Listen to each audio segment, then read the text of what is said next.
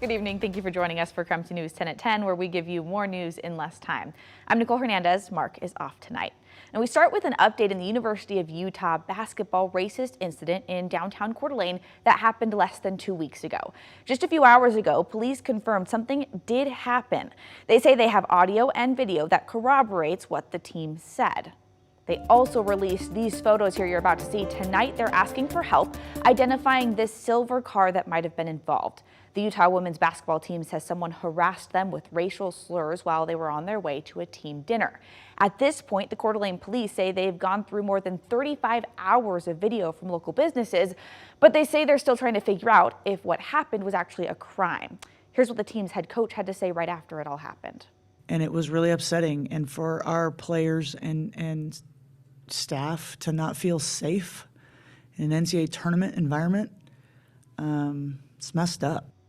So once again, if you have any information about that vehicle that you just saw on your screen, you should contact detectives at the number at the bottom of your screen right now.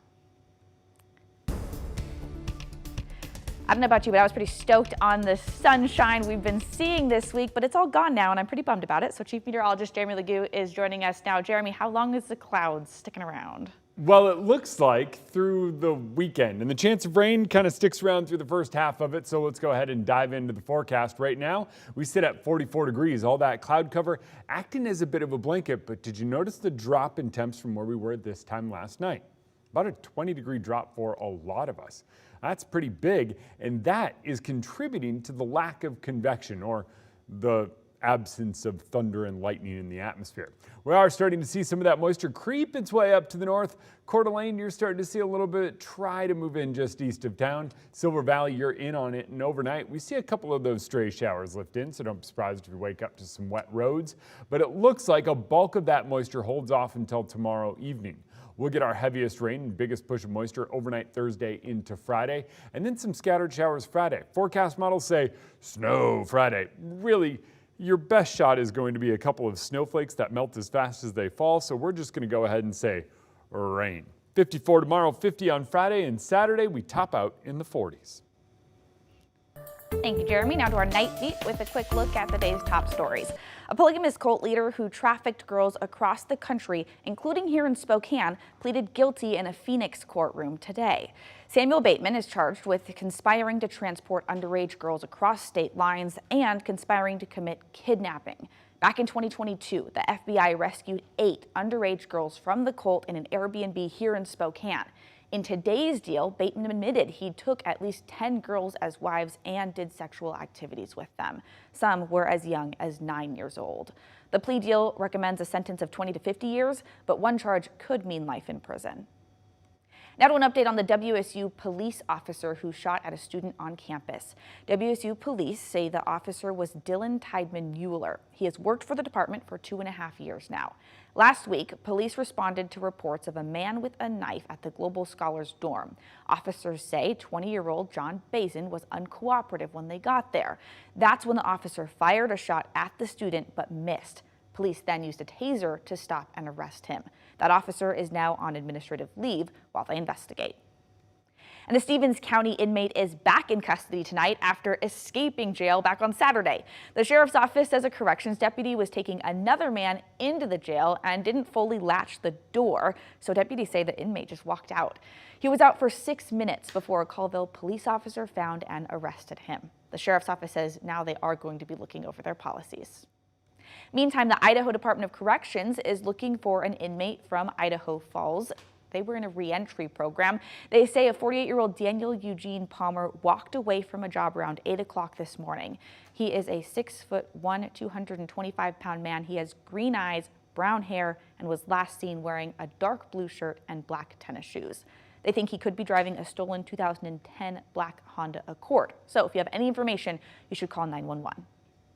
That was your night beat. To learn more about any of those stories, you can head to our website, krem.com. Traffic alert for drivers. The Spokan River Bridge is going to have some lanes closed starting tomorrow. It'll be from early morning to a little afternoon. Crews are doing this to inspect the bridge. KREM 2's Nathan Hyun found out drivers could be backed up for up to 30 minutes.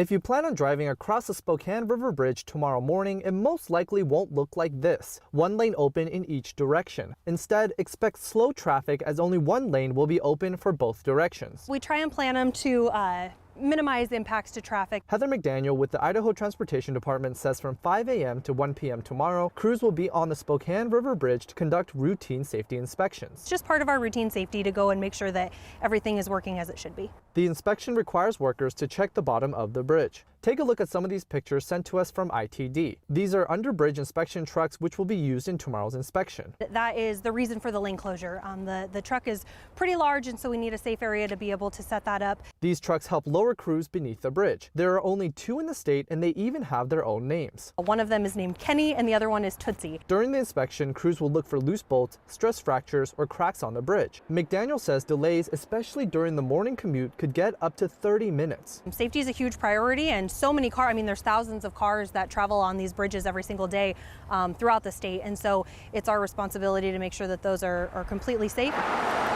McDaniel says if crews do find something wrong, further work could be done. If any deficiencies are found with the bridge, those will obviously be assessed by a team of engineers to determine whether it's still safe for the public to travel. This inspection comes just a week after the Francis Scott Key Bridge collapsed in Baltimore that claimed the lives of 6 people. McDaniel says the inspection is not related to that incident. These inspections are sometimes planned years in advance and happen every 2 years.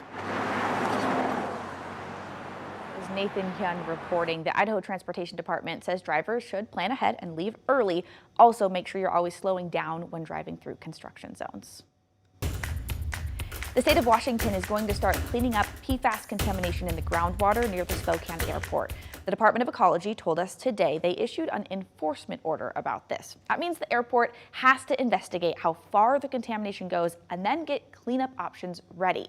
This enforcement order came because the airport did not sign an agreement on their own. This is the March 12th letter between the state and airport CEO Larry Crowder. It says, quote, ecology is disappointed that after 5 months of negotiation, Spokan International Airport remains unable to sign the agreement order, end quote. They also said the airport did not tell the state it had detected PFAS in the groundwater sampling back in 2017 and 2019.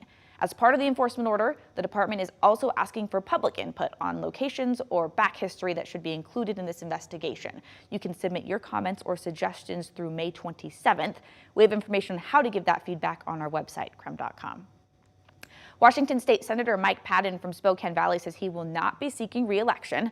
Padden became the 4th district senator through a special election in 2011, and then voters re-elected him 3 times after that.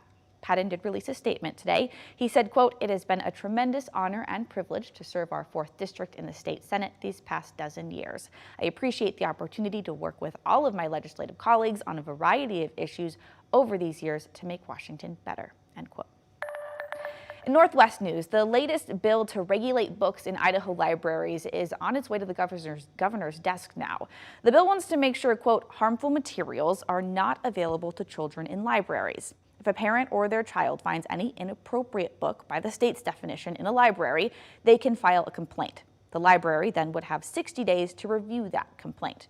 People opposing the bill say it's unnecessary, and the Idaho Libraries Association is actually asking people to email and call the governor so that he vetoes the bill. Now, a first-of-its-kind ruling in the country. A Washington judge is not allowing AI-enhanced video as evidence in a triple murder trial. The case is a 2021 shooting case outside of a Des Moines sports bar that killed 3 people and hurt 3 others. Court documents say the original video was low resolution and had a lot of motion blur. Concerned about the use of AI in the investigative stage. We need to be concerned about its use, in trial as evidence, and we need to be concerned about its use, by litigants or judges to make decisions. Experts think it is going to take a while for judges to finally feel comfortable letting attorneys use AI-enhanced video in court cases. And that was KREM 2 News 10 at 10, where you get more news in less time. But don't go